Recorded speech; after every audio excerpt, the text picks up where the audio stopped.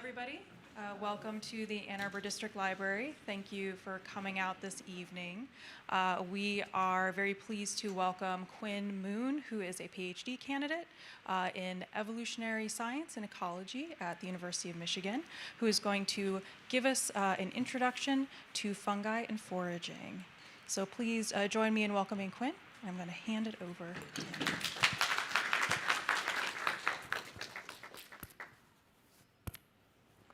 Wait, does this work? Yep. Okay, awesome. Thank you. It's awesome to be here. So tonight I'm just going to be talking a little bit about sort of an introduction to the kingdom that is fungi, and then primer on how to think about and identify mushrooms. And the nice thing is we don't have to get to any set topic, so if there's something that you've been wanting to know, let's just talk about it, and we can talk about anything related to fungi at any time. Awesome. So a little bit about me. I'm from Taos, New Mexico, and I always liked mushrooms. And then I moved to Hawaii, and I started studying forest restoration and got really interested in fungal plant interactions. And now I'm in Michigan trying to learn my Midwest fungi and focusing on sort of where is the fungal diversity that we haven't described yet, and what is it doing. But that's all about me. Mostly I want to talk about the kingdom that is fungi, and today I just want to start with sort of like how I like to conceptualize fungi, what they are, and sort of think about why is a fungus making a mushroom, and sort of a really nice primer on foraging identification, and then hopefully we can rotate through a bunch of stations and practice using guidebooks, and if not, just look at a lot of cool different groups of mushrooms, or I guess fungi. At any time, please ask questions, and we can talk about anything. So I just want to start by making us all feel really excited about fungi. We probably are because we're all here, but they're just so beautiful first, and some things I like about them are that they're bioluminescent. Actually, that orange mushroom at that table, the jack-o'-lantern mushroom, is a bioluminescent fungus, and if we made it really dark and then looked at it for like 30 minutes, you'd be like, I think that's bioluminescent. But anyways, they're really colorful. They come in really crazy shapes and sizes. And for a long time, we thought a fungus was the biggest organism on the planet, this armillaria that's over 4 square miles. 90% of plants form mycorrhizal connections with fungus in the soil, sort of enabling plants to live where they do and absorb nutrients how they do. Every studied plant on the planet has endophytes. Yeah? You said that for a long time we thought that a fungus was the large. Do we not think that anymore? I think an aspen grove in Utah passed it, but I think that's true. But yeah, actually the first humongous fungus was described in the Upper Peninsula of Michigan. And I actually had some of that fungus, but I forgot to bring it in today. But it's a really common fungus. And then I don't know if you know that the aborted entoloma, which is like shrimp of the woods, is just when that fungus gets parasitized. But anyways, I think now maybe it's the biggest by area, but by mass, the aspens are so much heavier. I kind of don't know all the details, but it's a good question. And then inside of plant tissues, whether that's their roots, their leaves, their stems, they have fungi inside of their tissues being endophytes. And the verdict's sort of out on exactly what all this is about, but probably there's a lot of benefits, including increased nutrient absorption and decreased sort of herbivory.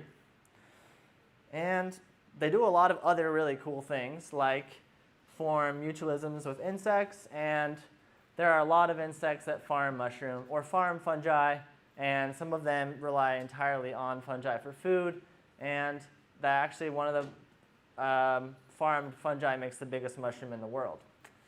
But also, I realize I keep saying fungi. Yeah? So you're going to explain the difference between fungi and mushroom?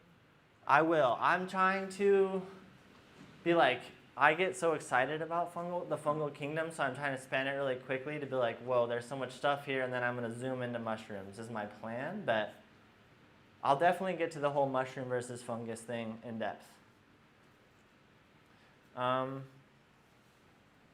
basic idea is that fungus is interacting with everything, with plants, with animals.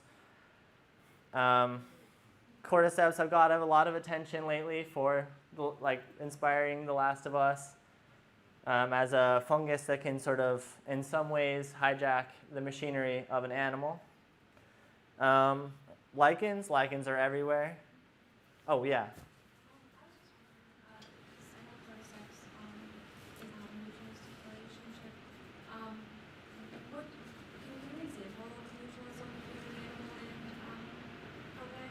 Yeah, I think in our guts. And I think a really classic one is like in the rumen, our hindgut fermenters, so like cows, sheep, etc. I think basically all of the primary degradation of plant matter happens by fungi and bacteria, but really dominated by fungi. So the idea is like we can't really eat grass very well, and neither can a cow.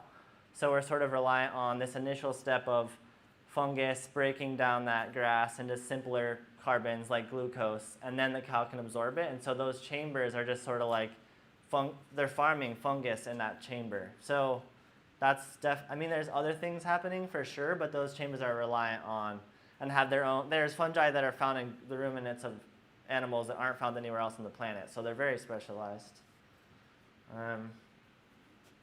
It's also a great question.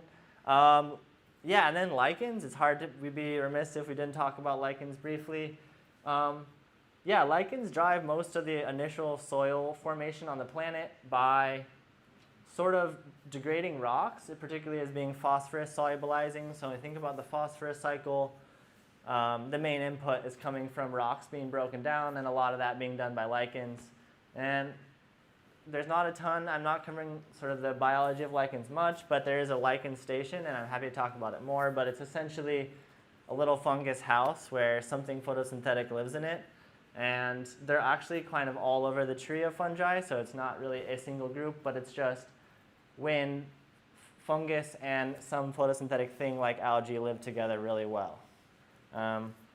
But I hope we're starting to get more and more excited about fungi, and a reality of them, which is sort of exciting in its own ways. They are absolutely agents of disease, and while some recent cases are particularly harmful, those are all really cases in which a fungus is introduced beyond its range. In general, they have a really important system driving nutrient cycling and death in the planet. And molds. I don't really know what I'm going to say about molds, but they are in the fungal kingdom. And something to really like about them, which is sort of starting to get us thinking about mushrooms, is they're really good at wood decay. And probably the primary way that wood turns from a really hard log into soil is via fungi. And this, I actually have a station set up here in which you can kind of see it in action. So it's a log with rhizomes, probably from also Armillaria, which is the same genus as the humongous fungus. But you can see the fungus penetrating that wood, and it's going to excrete enzymes and eventually turn it into soil. And they're the best wood decaying organisms on the planet. And also that's chicken of the woods, which we have some on one of the booths.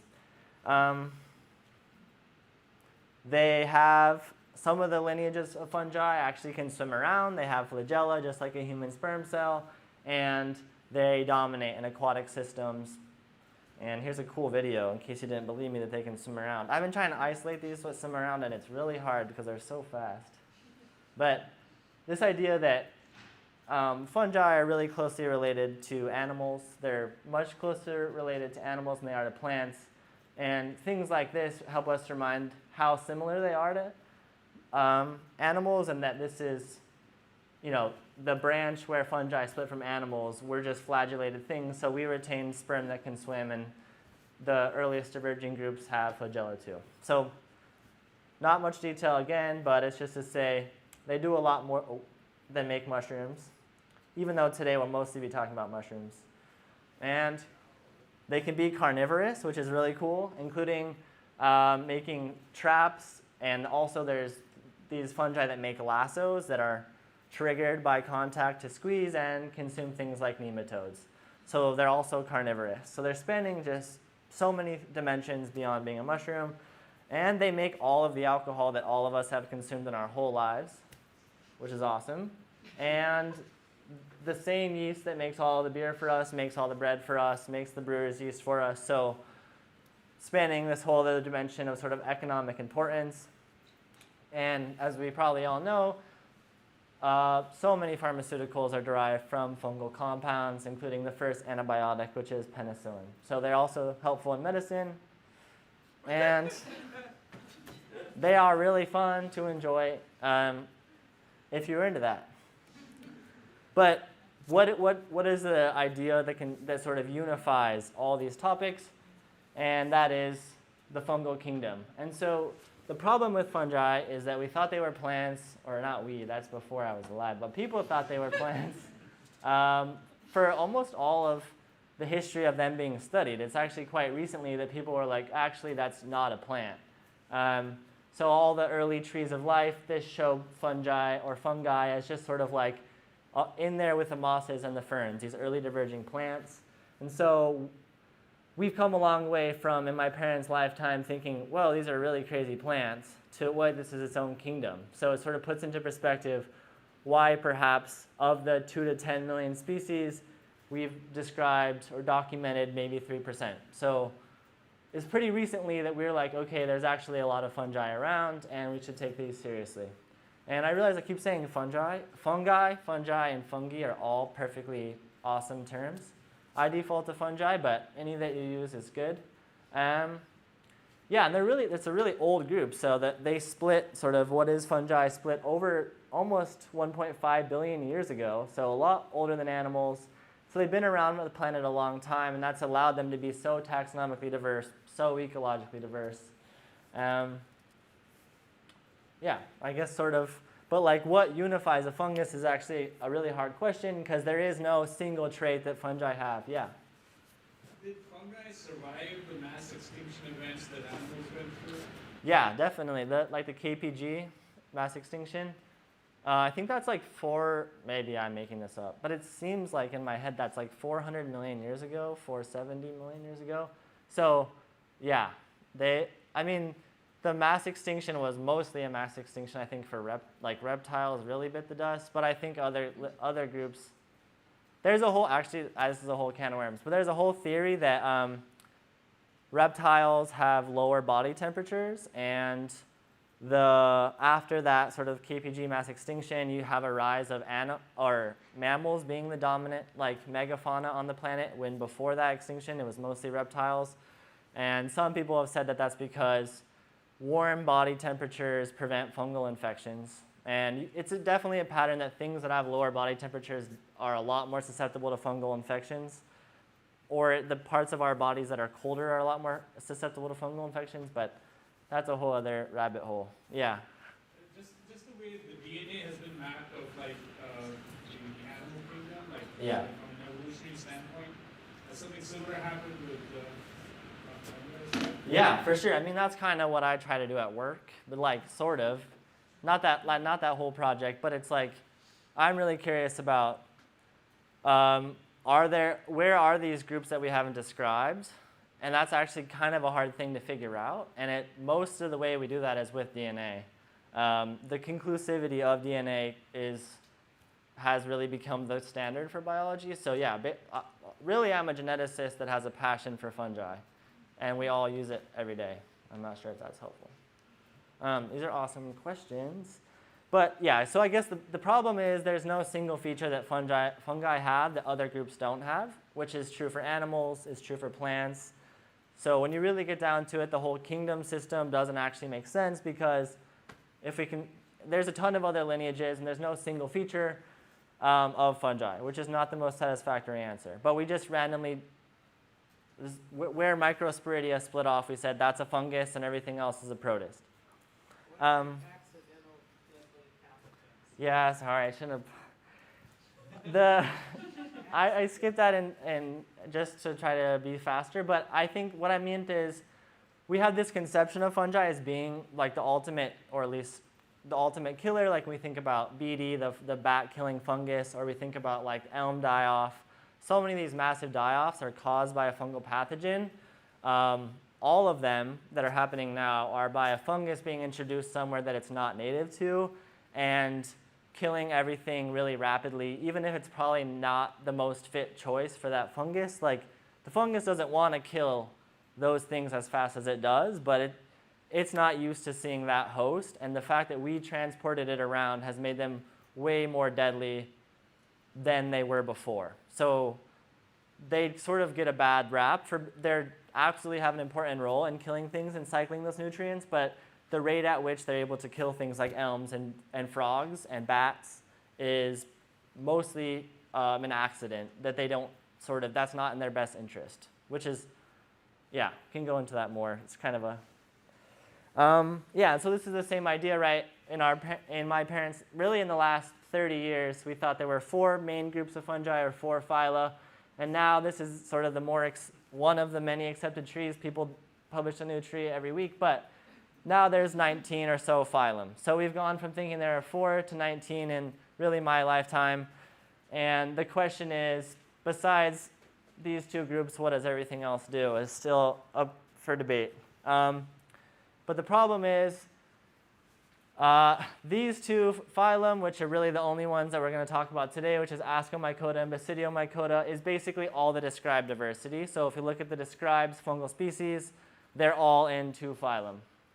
And so just the point of this slide is there are a lot of other groups that have been around on the planet for a long time. They're abundant, they're taxonomically diverse, they're ecologically diverse, but they're really hard to study. And so our idea of fungus is actually just our idea of these 2 phylum. And I'm going to reinforce that by just talking about those 2 phylum the rest of the day. The problem is they're the only ones really that make large visible structures like macrofungi. And so really these are reliant on genetics. The rest of this is, yes, some of them can be cultured in some ways, but predominantly those exist as sequence data. And these 2 groups exist as physical specimens, and that explains why we've described those so much more. Those are all the lichens and the mushrooms. So those 2 groups, why have we described them so much? Why do we know so much about them? And that's because Ascomycota contains our truffle, or true truffles, morels, false morels, powdery mildews, lots of things that are persistent in time and relatively easy to see. And that group contains most of the lichens. And it contains yeast, which we love yeast. It's probably the most studied organism on the planet besides humans. And molds, which are visible, and lichens. So the pattern here being these are groups that are easy to see and are the groups that we'll be talking about today. And then in Basidiomycota, you have basically all the sort of true mushrooms, and you have the smuts and the rusts. But those are also large visible features, and this group contains, what is a mushroom? We'll get into more, but basically it contains all of the true mushrooms, and actually all of the mushrooms are in a single class. So if we look on that whole tree, we have to go even more narrow to find the mushrooms. So when we think about a fungus, probably if you were to throw a dartboard at all the fungi, you wouldn't hit a mushroom taxonomically, but they are really cool and I like to find them. So here we are.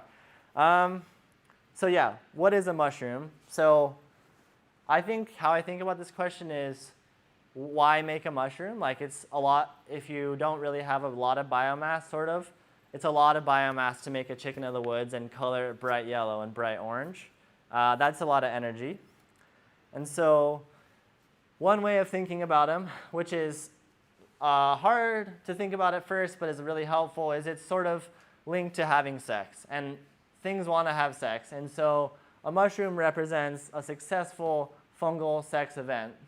So go fungus. But essentially, we're talking right now about Basidiomycota, that organism predominantly for most of its life, most of its biomass exists as filaments. Those individual filaments are called hyphae. Collectively, when it's a large amount or it persists through time, we call it mycelium, but that's a fungus. The fungus is not really a mushroom. The fungus is a mycelium that's, there's lots of yeasts in Basidiomycota, but generally, it's just growing through soil. As superfine filaments, it's degrading wood, it's killing things, and then when something triggers it and it says, It's really wet right now, and that's a great time to grow. It's the end of the year. I've eaten everything here. It needs an escape plan, and so it makes a mushroom. Some of these details are really important for dividing the two groups, but the main idea is that this fungus has sex, two compatible partners have sex, and then it grows for a long time. But it's different than a human because when we have plasmogamy and our cells fuse, our nuclei fuse, but both of the main groups we're talking about today sort of maintain both parental nuclei for a long time in something called a dikaryon or a heterokaryon, but it's basically rather than sperm and egg immediately fusing your nuclei, you keep both of them around for a long time, and probably most of a basidiomycete's life cycle actually has both of its parents' nuclei, and then it has really complicated structures to keep all that in place. It's hard to be like, I got to make a new cell, but I got to perfectly make sure 1 and 1 happen. So there's lots of cool things happening, but basically, when it's time, this is before it's like, I need to leave. This is like, I just had sex, life's awesome, but then it's like, life's not awesome, I need to leave. Now it's time to make a mushroom, and it's really helpful if you can make a lot of spores, and those spores can go really far. And so that's the main point of a mushroom is to use, if you slice open a mushroom, it's just mycelium inside. If you look at it, it's just a bunch of tubes. There's very little new tissue being made. It's just packing a bunch of them together to make a stalk, to raise it out of the surface, to, I guess, probably there's other cool features that they're using I can't think of, but a really common one is making a stalk, getting you out of that log. It's hard to launch spores if you're inside of a log. And then covering that surface with sexual spores that can go into the environment. And so a key feature of mushrooms is that they have a lot of surface area. And it might not seem like they have a lot of surface area, but then if we think like, why do you have gills? Or why do you have pores? Or why do you have teeth? That's just, rather than having a flat surface, you just made so much more surface area by having tubes completely full, or teeth like long lines completely covered, or gills completely covered. And then lining every possible micron of that surface, you just cover it with sexual spores that you just made from having sex. And then you think of really complicated ways to launch those spores really far. So in a basidiomycete, you use the movement of a water drop to launch your spore cross-continentally in some cases. And this main idea is that a mushroom is just this sort of signal that I've had sex successfully and I want to move somewhere. And that's the tool that it uses to do it. Yeah. Okay, so you're talking about mushrooms in the context of the pseudomycota, and it's basically, the fruit, if you will. Would you similarly describe like slime molds as that? Or like I'm thinking about like witch's butter, or like I'm trying to think of like wolf. Doesn't matter. Wolf's milk. There's one of it around, yeah. Would you describe that also as part of like the flowering body of the mushroom, or is it also Yeah, I think so. Getting into those like non-fungal microeukaryote groups their biology is like really all over the place because there's so many different groups. But I think those groups are probably dominated by asexual reproduction. But so like a lot of those slime molds are protystin slime molds, and so they're a bunch of individual cells that all fuse to be one megacell. And so when you're seeing the visible form of a slime mold, some of them are just, they merged all their cells, and then they differentiate to make spores. So it's a little bit different. And then there's a lot of asexual reproduction happening. And probably the majority of reproduction happening here is also asexual, but that's not what makes a mushroom. I'm not sure. We can talk about it more too. But okay, sort of a roundabout but also detailed explanation, but I hope it was sort of like helpful for why make a mushroom.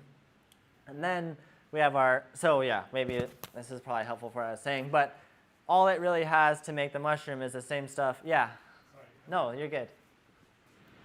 So are we talking about those fungi that, so the impetus is to go somewhere else, and you tend to find these mushrooms close to dead trees. At least the time that I went foraging, that's where they were close to dead trees because there's no longer a relationship with that tree, and so get the hell out of it, kind of thing. But we also have other fungi that are actually feeding on the dead tree, right? Which you just showed. So we're talking about different kinds of fungi here, right? Some have a symbiotic relationship with live trees and will leave that area if the tree dies. Others are actually feeding on the tree. Yeah, and definitely. It's hard because you could, basically anything that a fungus does, there's a mushroom that does it. So like there are a ton of our most prized edible mushrooms are classic, they're mycorrhizal species. So our chanterelles, our boletes are really invested in mutualism with that plant. They're reliant almost maybe on all their carbon from that plant. And then there are mushrooms that are like our malaria, the humongous fungus that kills plants for a living. Like any tree that it's on will die soon. So there are also, you're spanning all the dimensions, and then there are lots of mushrooms, especially the polypores, that are specialists in breaking down dead wood. So usually you're either a specialist on living or dead if you're a specialist on plant. But then there are fungi that specialize on bones, and you can find them growing on bones. I'm not sure. There's all sorts of other things. The common mode of a fungus is it's a hyphae that's absorbing nutrients, whether that's with the host's permission or not. It's absorbing those nutrients, and when it's cued in to leave, then it makes a mushroom. But sometimes that cue is just, it's really wet, and that's probably the main cue is this is sort of getting into a whole other topic, but in order for hyphae to form, you need a lot of water around. So you'll never find hyphae in dry places because they're really reliant on water.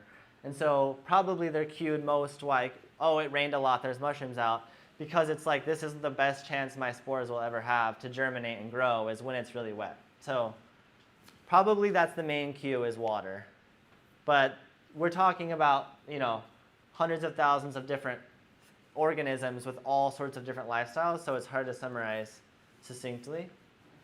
But yeah, this is sort of an in-depth diagram. Really is that, so if we look at a gill, right, this is a gill of a mushroom, every single possible inch of it is covered in structures that produce spores and those spores. And so it's making so many more spores per area than if it didn't make a mushroom. And wait, I actually had slides for these things I was saying.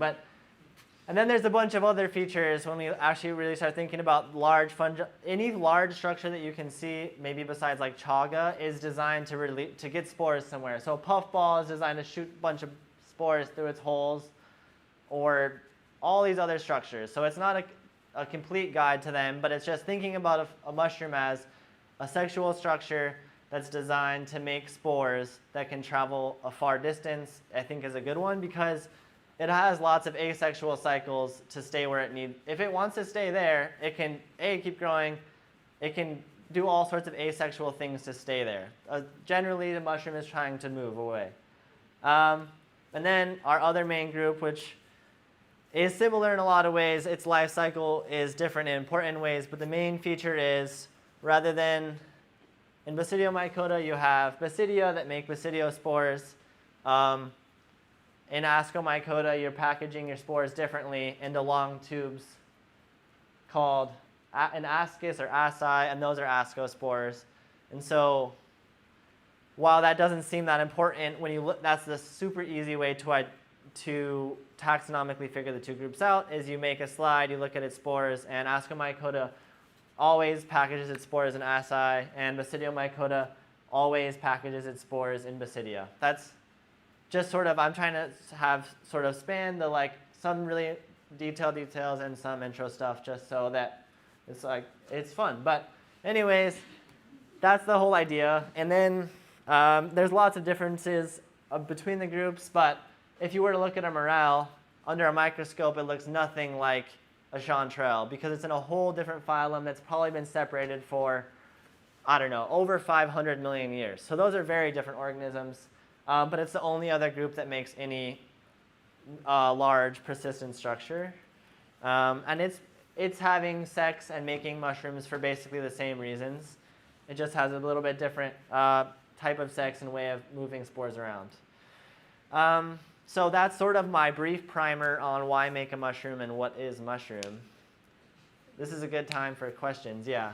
So I'm trying to get this in my head. So most of the time, like this mushroom is like hyphae or something underground, or filaments that we can barely see. Mm-hmm. And then they get horny and they decide they need to leave and they produce a mushroom. And then they find a new apartment or something. Yeah. So do they only produce a mushroom like once a year? Like they only do it in the fall? Or it could be like every month they produce a new mushroom? Yeah, I mean, I think all options are possible. I think the fungus is always horny and opportunistically will have sex. And it prefers to have sex anytime and then live as this thing that's already had sex, which maybe doesn't seem like an important detail, but most of its life it's actually living in this heterokaryotic, dikaryotic state when it already had sex. That's actually a key difference between the two phylum is the majority of the time a mycelium is dikaryotic in a Basidiomycota versus it only becomes heterokaryotic at the very end in Ascomycete. But anyways, the main idea, mostly they've already had sex, and when to make a mushroom and how long to make a mushroom varies tremendously across the group. So if we look at the polypores, which I think is that table in the middle with the really bright yellow one, some of those are persistent for 100, maybe not the ones on the table, but 100 plus years, right? You ever, like shelf mushrooms are a classic polypore. You could see that same shelf on that same tree for your entire lifetime if no one takes it.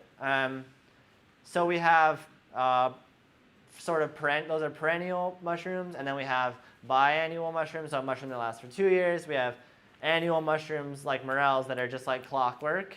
And then we have mushrooms that last for a day, like the Inkycaps caprinus. If they make a mushroom, then they like dissolve in the same day. So how long you persist varies a lot because it also takes a lot of energy to maintain. So yeah, I mean, it's all just becomes trade-offs, but it's a lot of energy to make a mushroom that lasts for multiple years. These are awesome questions. Does anyone? Yeah.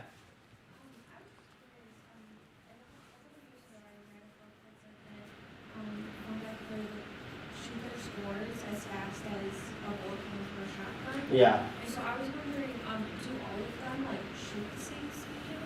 Mm-hmm. And do they all shoot the same distance, or is there a variation between species? Yeah, there's a lot of variation. It's a great question. So that fungus is probably Pylobolus, which is actually not in either of these groups, which is awesome. Fungus that's not in these groups. That's actually what our research, the research group I'm in actually mostly studies all the other groups, but Pylobolus is the flamethrower. It creates these little actually I used to have a video of it in this talk, then I took it out for time. But if you're curious about it, look up Pylobolus. But it also senses light. So Darwin has this whole book, maybe not book, I haven't read it, chapter, where he compares the human eye to this thing because it can sense light, orient itself, and then shoot this packet of spores super, super, super fast. Yeah, so that is a strategy. The strategies vary a bit between Basidiomycota and Ascomycota. In general, Basidiomycota spores have like a little side piece on them, and when a water drop moves from on sort of this stem leading up to a spore onto the spore, that water drop is so big compared to a spore that force is so much that it launches the spore. So that's how, in general, Basidio spores are released, and also another reason why they need water. Yeah? Should humans be worried about over-foraging, or is this actually just helping move the spores around? Yeah, I think for sure humans should worry about over-foraging. I think a nice thing about foraging for mushrooms that's maybe different than a plant is you're sort of like stopping its chance of spreading more than you're killing it. I mean, there are exceptions, right? If there's something roots really deeply and you take the root, that's harming it. But in general, you're just sort of saying you didn't have much sex this year, which is different than saying I killed you. So, but yeah, like, I don't know, Eber White Woods probably gets a lot more traffic than that fungus ever intended. But probably like land use and cutting down forests is by far the issue. People eating mushrooms is a drop in the world's biggest ocean compared to like Target or something, like building a Target on that forest. So, but no, it's a good question, and I actually have best practices for foraging, and that's sort of included in it. Anyway, so before we jump into like some sort of how to think about foraging, yeah. Yeah,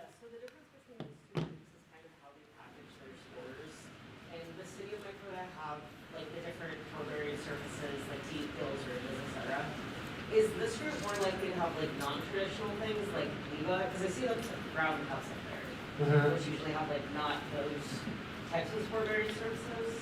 Yeah, totally different. That's a really nice way of keying in, and once you figure it out, it's like, but actually some of the cups are quite tricky, but in general you're like, okay, I know exactly what phylum that is because of, in general, these groups, their spore producing surfaces are facing up because how they're launching their spores in general is through a little hole at the top of this, and then it makes a bunch of turgor pressure and launches it out of this hole. They're not all that way, but in general, and so usually their spore producing surfaces are like kind of facing up, versus if you look at these other groups, most of them are like kind of facing down. And so that's a really key way of figuring it out. But yeah, in general, the cups are, that type of packaging spores is called an apothecium, and that's just when you have a flat surface that's completely filled with acai. And so a morel is just a bunch of these packaged together. And so most of your ascomycetes just kind of look like a cup that's all packed together. A truffle is just if you folded this a lot. A truffle is just if you just kept folding this and folding this, you get a truffle. And then there are like powdery mildews, which are in this group, have a completely different way of packaging spores than this. They're just in like a little, so this is actually probably just in Saccharomycotina, but they don't all make acai that look like this. But the ones that we see and care about really, or not care about, but like care about for foraging really do. Sorry if that's a long-winded answer, but so this structure is just covered in these, and it's, in general, ascomycetes sort of have less tissue differentiation, so a lot of their mushrooms look a little bit simpler. I would argue that they're all equally complex, but they look a little simpler. Yeah, anyone have any more questions? Yeah. How long does a mushroom live, or like the whole fungus? Like the whole fungus. Yeah, so I think that can vary a lot.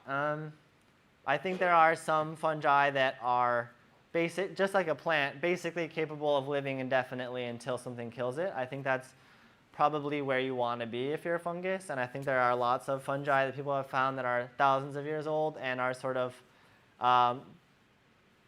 only limited by a pathogen or a pest or something. And then there are some that are probably have really fast life cycles and are trying to get in and out. And also there's a lot of groups that can do this and then also be a yeast. So you have a single fungus that could be a yeast or be a hyphae. So every possible option they've tried. They've been around for 1.5 billion years. So they've come up with a lot of tricks. The oldest? I'm not sure. Maybe Gayatri knows. I think it's about 1,500 years, and it's the humongous fungus that you find in Michigan's Upper Peninsula, but you also find it in the state of Oregon, and it's actually taken over the entire state of Oregon. So that one's about 1,500 years. But it's also really hard to figure out how old the fungus is. And usually they're just like estimating how much it grows in a year and then being like, this is how big it is. That's probably how old it is. Because it's like, you can't like carbon date that fungus. It's turning over its carbon every year. So it's really hard to date a fungus, basically. But actually some of them make nice rings like a tree. And you can just look at it like the artist conch makes like a ring, an annual ring where it's like spore, non-spore surface, non-spore surface. So there are some that are easy to date. Does anyone have any more questions? Awesome. So now we can jump into the more practical, more hands-on stuff and sort of nice ways of thinking about foraging. So the first one is a mushroom seems like it has a lot of weird stuff on it, and it kind of does, but also a lot of them are just remnants of how they had to grow. And so I think this is a helpful way to start is it's sort of, the mushroom probably exists below ground in this little like bud state, and then it's cued by a rain, and then it tries to grow really fast. In general, there's lots of different strategies, but it's already kind of formed its cap in here, and then it's like, okay, it's really wet, it's time to grow fast, and then it just breaks out and it makes a mushroom. So some of the key features on a fungus is just the remnants of this old veil. So the universal veil is like sort of just this cover that was covering the whole fungus. When it opens, you often have little pieces of it stuck on the cap. So you see a lot of variation in the caps of mushrooms. A lot of them are just remnants of this universal veil. And so the features of mushrooms that we care about, a lot of them have there's a reason in why it's colored that way or it's shaped that way, and a lot of it has to do with their development. And then there's an internal veil, and remnants of that form things like the partial veil, which is the annulus. So like if you looked, you can show some pictures, but like an amanita, if you look down its stem, it has this nice little umbrella-like ring, and it's just a remnant, not just, but it can be explained by having a remnant of the partial veil. So this idea is that like the features on a mushroom that we care about are sort of in part explained by how they have to grow and the constraints they have. And when we look in a guidebook, which is probably the best way of identifying mushrooms, which is hard, but once you key out a mushroom, you're like, I'll never forget that. It took me 30 minutes to key it out. That's like using a dichotomous key. It's like, there's a lot of dichotomous keys in here, which are not fun, and I feel like when I was in like intro biology, I would literally never believe I was talking about dichotomous keys, but they're kind of the only way to identify mushrooms. And once you've really gone through a key and been like, okay, these are the specific words, this group has free gills, this group has decurrent gills, and you spend 30 minutes looking at it, you're like, okay, I'll never forget the name of that fungus. So that's the nice thing, and this is sort of a primer on the key features and what they're called, particularly as they relate to guidebooks, so that when you look through a guidebook, you're not like, why does it say stipe? They just mean stem, but they're trying to be fancy. So these are just the words, and they're alternate, sort of more used in guidebook form. But like a stem, they just call a stipe. I'm not sure where that says stipe. That's not spelled correctly. But that's just a stipe. And then this cup at the bottom, which is also just a remnant. When it was all together, it's just a remnant of that universal veil. It's called a vulva. And this ring, which they just call an annulus. I don't think anyone uses that word. Scales can be mostly just the remnants of this universal veil. And I also don't know I don't use that word. No one uses that word either. But this idea is that there are a few key words that you're going to get stuck on, like what the heck is a stipe, and it's just the stem. So, and then this is a really important feature that is pretty taxonomically informative, is like, how is it packaging its spores? Is it pores or teeth or gills? That's a really nice first checklist. Is it's like, okay, this is a mushroom. Does it have teeth? Does it have pores? Does it have gills? Is a really nice way to start. And then a really important feature that's taxonomically informative is if it has gills, how do those gills attach or not attach to the stem?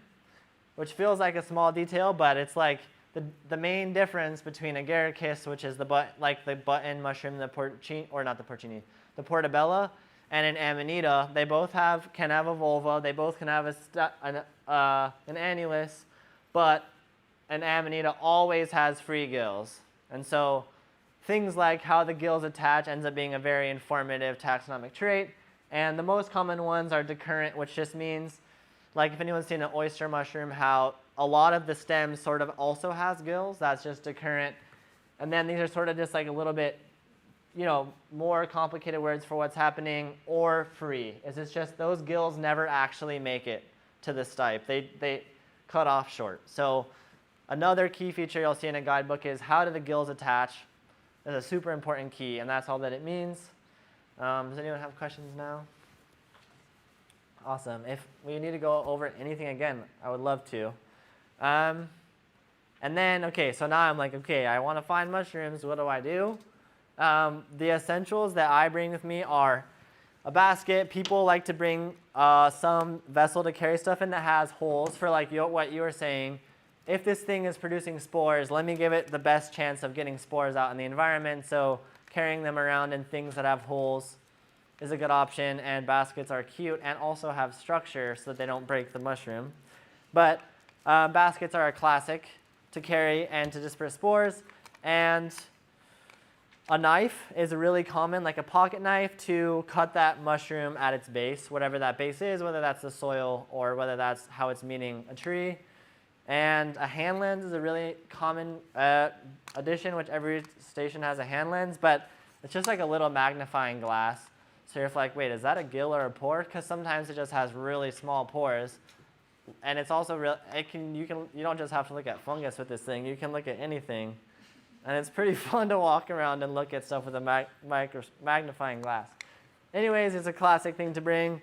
And I think in general, finding the oldest forest possible is a good idea. So hopefully it's never been cut down, or it's been cut down as long ago as possible. So the longer that forest has been around, probably the more fungal diversity it has.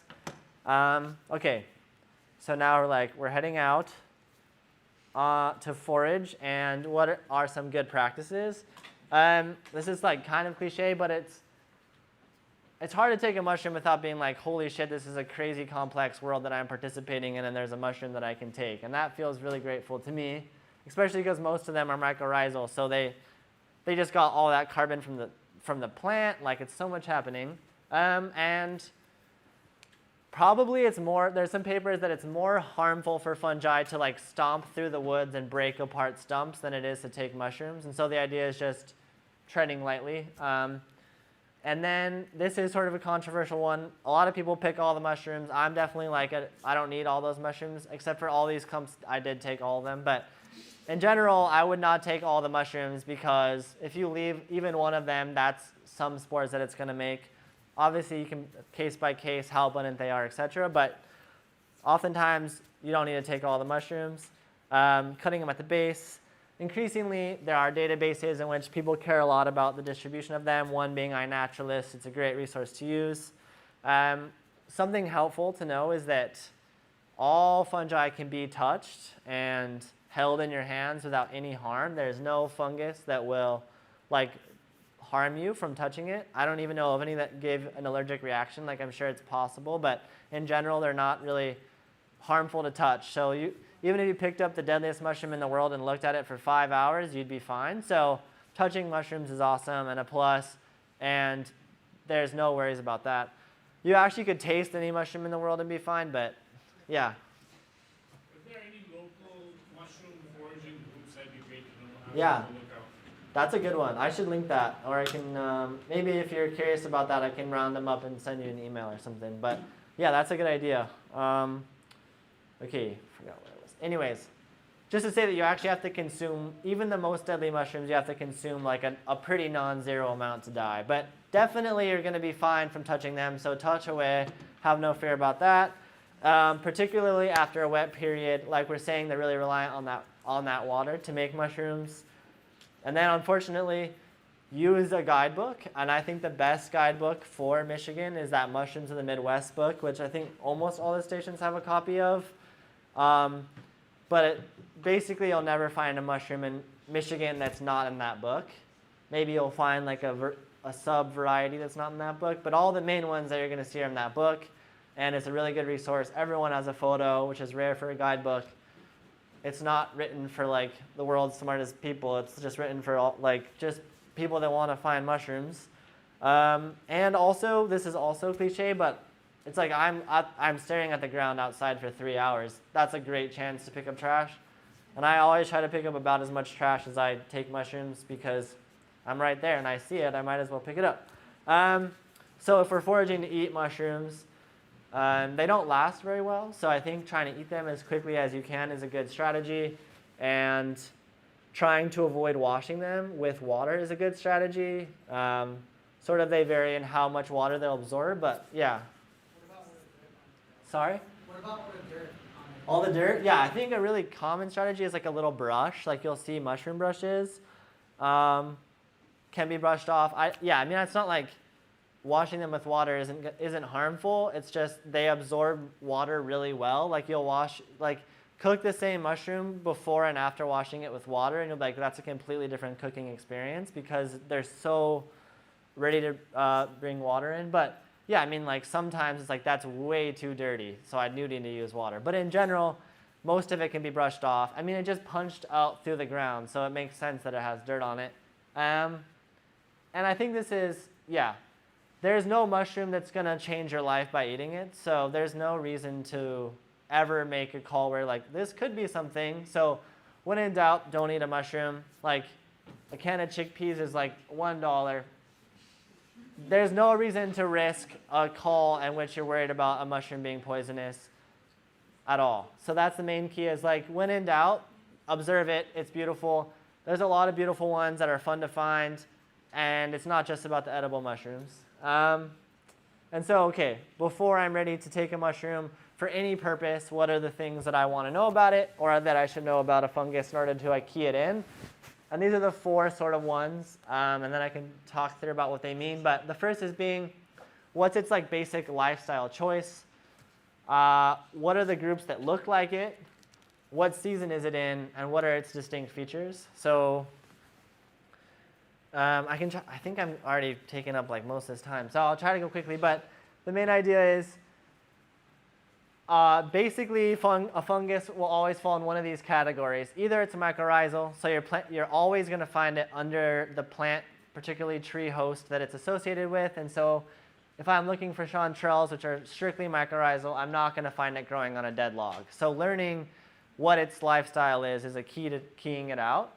Or there's some that are classic wood decay mushrooms. So like a lion, or not a lion's mane, a golden oyster, the invasive thing that it is, if you see a golden oyster going in soil, I know it's a wood decay specialist. I don't think it's growing in the soil. So learning its basic strategy, and then there's like general saprobes, which are basically good at eating everything, so that those are a little bit harder. But the idea is like, is this a mycorrhizal fungus? Is this a wood decay fungus? Because then you're already alleviating so much trouble by saying, oh, I only find this morel under this elm. And then a really spore print. The hard part about IDing mushrooms quickly is spore color is really taxonomically informative. But making a spore print is easy, and it's essentially just leave the mushroom upside down, particularly covered, for 12 hours or more, and it will continue dropping spores, what it's made to do. And it's honestly really impressive how many spores they can make in a short amount of time, and that color is the color of the spores. In general, they're the same color as the gills, but that's not always true and is not like I would not use that, but it can be helpful. I would assume it's the same color. And then the season. So I have a link to where to find this, but this is like a resource of all the mushrooms that are commonly found and eaten in Michigan and what season you can expect it. So if I find something I think is a morel next week, I'm like, that's not a morel, right? I've never found a morel past May. So not that this needs to be memorized, but eventually there's an intuition to it, and this is available online. So like, oh, I can find a golden oyster all year round, but morels are more specific. So getting keyed into their seasonality. And then knowing a few groups to really avoid. I really got to highlight amanitas because this is the most toxic group in Michigan. But anything that has a wide base, which is a vulva, I would avoid. That's a classic feature of an amanita and an annulus. There are some that don't have a wide base, and there are some that don't have an annulus. But in general, they almost always have a wide base, an annulus, and free gills. So before you go, if you think about eating mushrooms, you have to know what an amanita looks like so that you don't eat an amanita. And there are some other groups, but that's the death cap, which is if you eat one mushroom, you like genuinely die. So like it is a serious thing to not eat amanitas. But luckily, so many mushrooms clearly do not look like amanitas. So like, I'm not going to mix up a chicken of the woods for an amanita. So there's lots of really safe, really nice ones to find. And then knowing what mushrooms look like that mushroom I care about, right? It's not enough to just be like, I know what this mushroom looks like. It's what are all the possible options this could be, and exactly why is it not all those groups is essential. So probably everyone has seen golden oysters everywhere, but they don't look that different than Omphallotus, which is the jack-o'-lantern mushroom, which is on that table. Like, there are key features that that's not a golden oyster, but that's not that different than a golden oyster. And so when I'm thinking a golden oyster, I have a checklist of the things that I know it could be, and one of them is a jack-o'-lantern mushroom, and I'm like, okay, it's definitely not a jack-o'-lantern. And so that idea is is probably more intuitive for morels. Like when I'm picking morels, there's only really 2 other groups that it could be. Unfortunately, one of them is also a neurotoxin, which is a bummer, but that is false morels, or that genus is Gyromitra.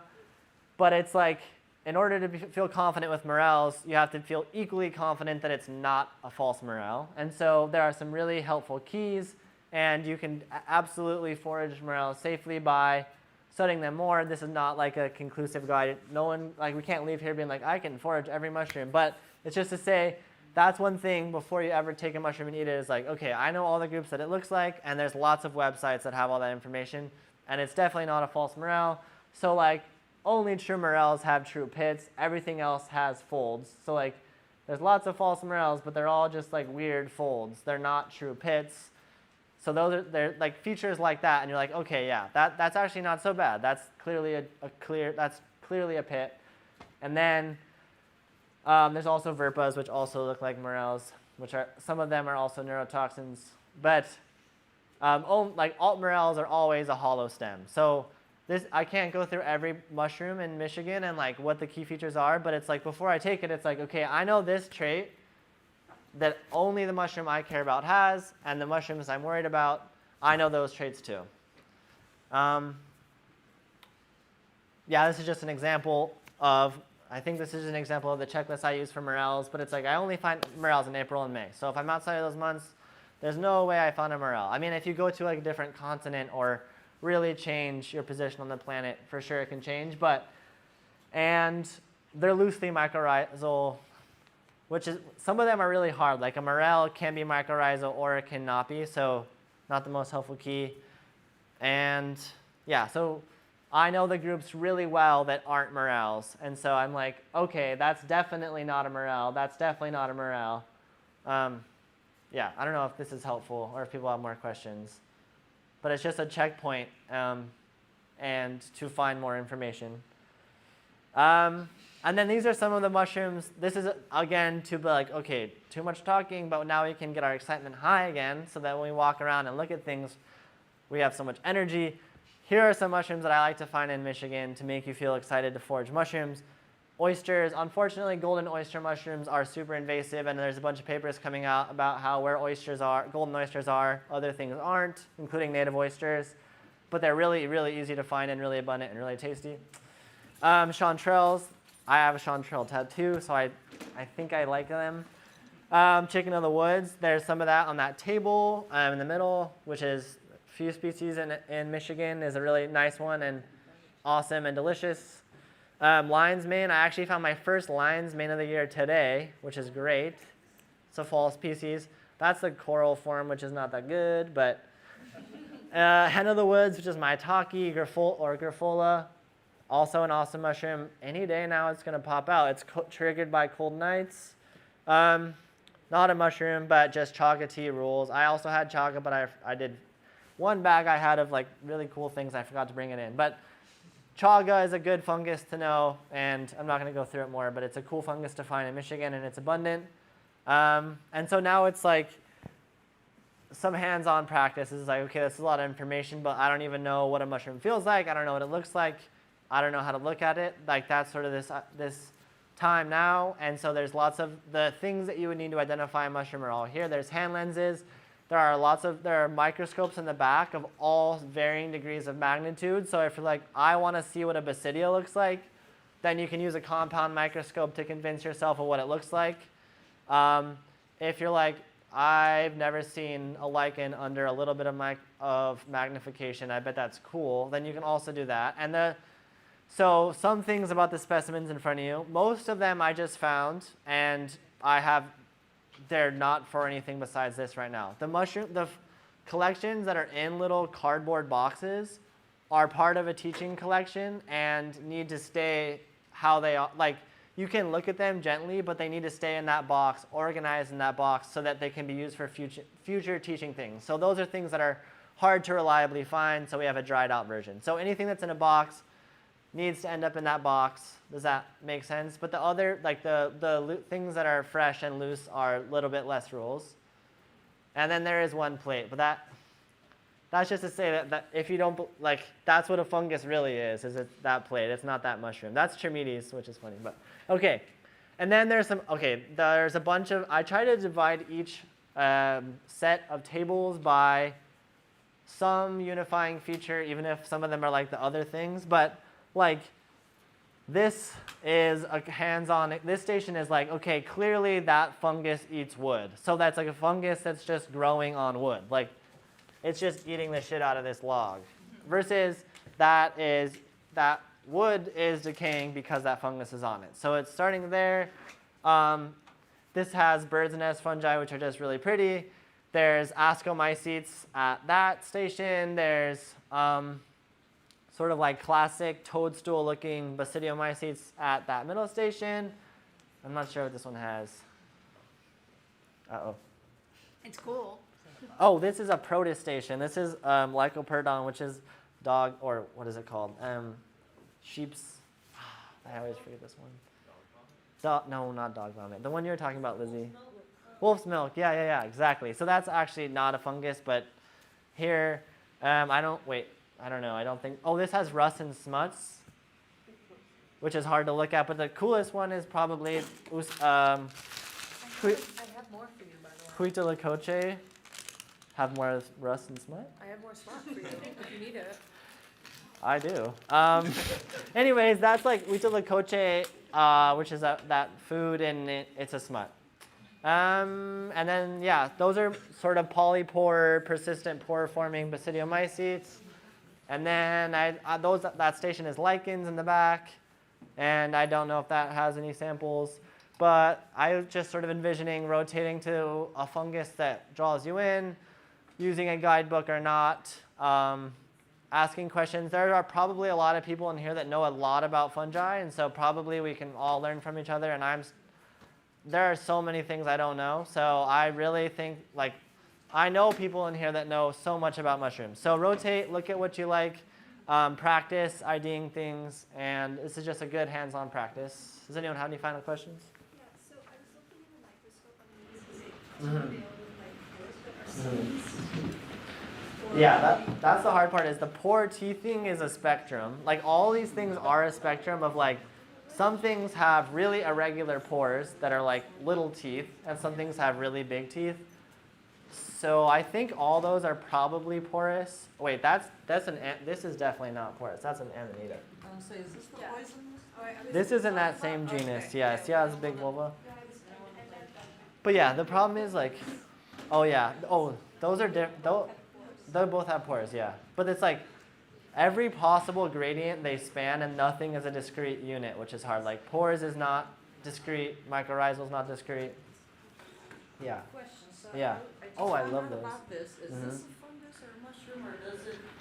Yeah, it's not a fungus. So it's monotropa, which is ghost pipes. I mean, people have probably seen ghost pipes. They're like those little white tubes that are a flower. See, there's so many cool things that fungi do. That's a mycoheterotroph. So it's a plant that gets all of its carbon from the fungal network. So it's a parasite of fungal networks. So it's not a fungus, but it's a plant that's specialized in consuming fungus. So that's how good fungus are, is they're so reliable that a plant's like, I don't need photosynthesis, that's why they're not green, they don't do photosynthesis. But anyways. But it's all over. Like helps with pain, like this, the lion's mane thing, so that's how I got to learn about it. Yeah. Like, is it fungus? Is it trying to figure out? Yeah, no, that makes sense. There's a lot of if orchids aren't green, a lot of orchids aren't green because they're mycoheterotrophs and all over the plant kingdom. Okay, yeah, if people feel good about rotating, I can help with the microscopes. I personally love looking at stuff under a microscope, so probably we're close to time too. Are we at the time? 7:09. Shit, you got 21 minutes. Great job. Your mic is hot. Oh, I misread that one. Is it still alive, or did we kill it? I thought it was dead. I'll be on the porch. You woke it up.